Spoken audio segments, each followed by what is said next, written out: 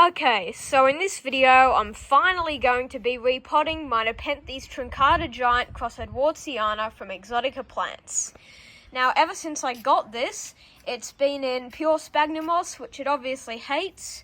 So I'm going to be putting it in this very chunky orchid bark and perlite mix, as you can see. And it should do much better in that because it obviously hates the excess moisture. And just before I start the repotting, if your plant has this weird discoloration and weird texturing on the leaves, it's probably because of excess moisture. So I suggest switching to a chunkier mix like this one I'm going to be using. And I've just noticed that this plant appears to have some caterpillar damage, so I might also have a look at that.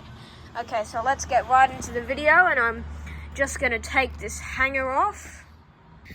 Okay, so as you can see, I've taken that hanger off the plant and I've also taken the tag out. It's very wobbly, so that's hopefully another thing that will be fixed. But I'm just going to basically tip it out of the pot into this tray right here.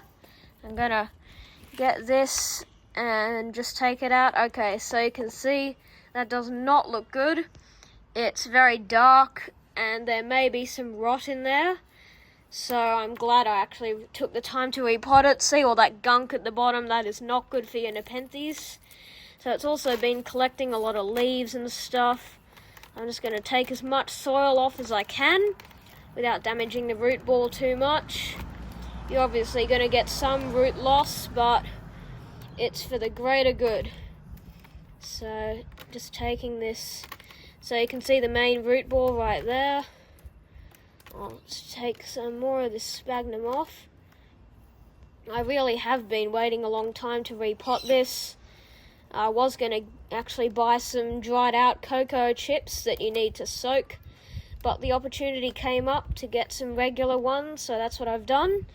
And there we go, so that's basically all I'm going to take off, otherwise I'd just start damaging the roots and not getting very much moss off at all.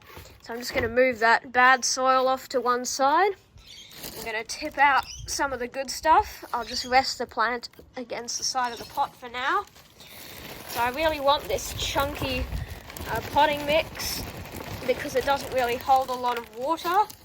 So you can see it right there. That should be more than enough, but I'm just going to start putting some into this pot here.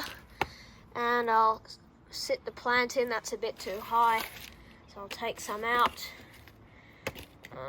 There we go. So that should be good. It doesn't really need a larger pot at the moment, so I'll just sit that in like that and fill in the soil around it. So by now you probably know my repotting process. I've done quite a few of these videos. One of my first videos was an indoor plant repotting, and I think that's one of my least viewed videos, but you can go and watch that after this if you want.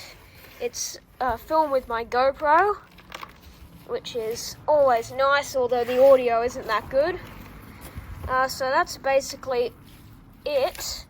Looks like the plant is still a bit wobbly, but much better than before. And yeah, so I'm just going to put the hanger back in that. I'll get the tag now. It's over here, wrong side, there you go. This is one of the newer clones from Exotica. And yeah, so hopefully this plant will start doing a bit better. Summer's coming up, so hopefully it'll put out a picture or two. But thanks for watching, and I'll see you in the next one.